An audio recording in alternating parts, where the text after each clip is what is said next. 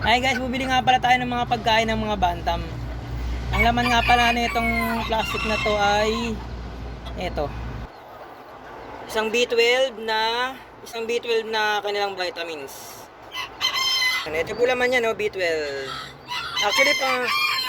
Actually pang manok po ito pero ginagamit ko na rin sa bantam para vitamins nila.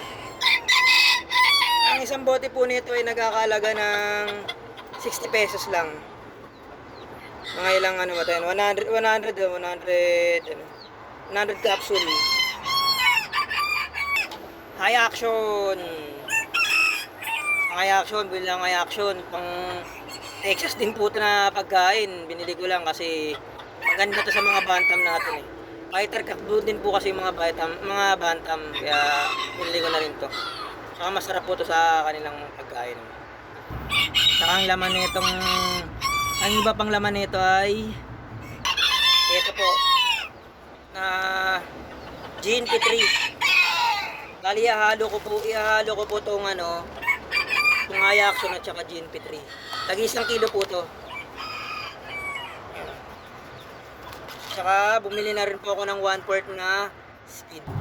Ito po 1/4 po na speed. Paghahalo-halo po natin yan. Kaya lang, halo-halo natin. Puro buto po yan, buto.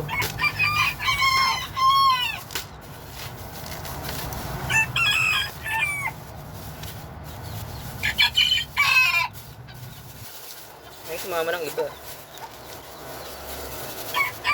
1/4 na speed. Yung buto na iba. Saka 1 kilong GNT3. Halo-halo po yan, pinaghalo ko po. Tsaka ihalo na po natin to. Action. Ito Action, ihalo ko na po. Marami ng pagkain ah. May bili talaga ang mga pagkain nila marami para matagal na ako bumili.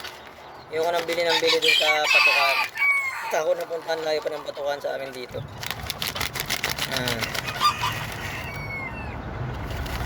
Laban-laban. Haluin lang po natin yan. Halo-halo. Bali ito pong nabili natin na lahat kasama yung vitamins ay nagkakahalaga po ng 170 po lahat. 170 po lahat yung binili ko. Ito pong binili ko na pagkain ng bantam, tatagal po ito ng mga 5 araw po. Yan.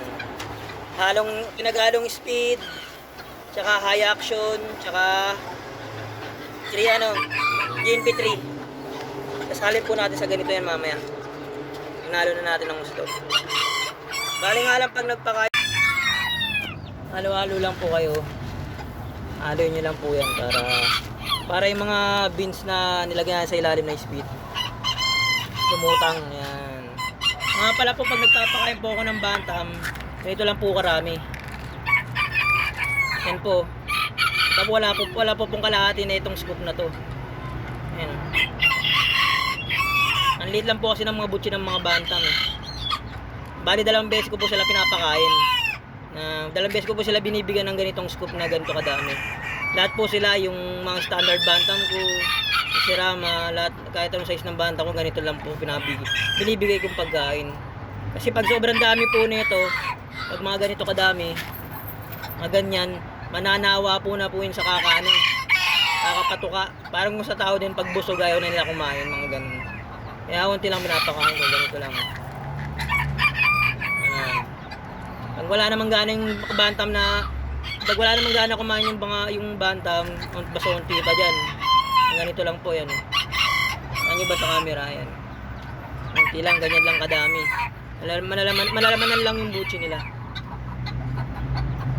Ilang po mga kabantam, yan lang po ang tips ko sa inyo.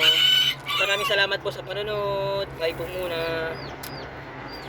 Sasalin ko lang po muna dito sa ganitong lagyanan niya. Bye po muna. Maraming salamat po sa panonood.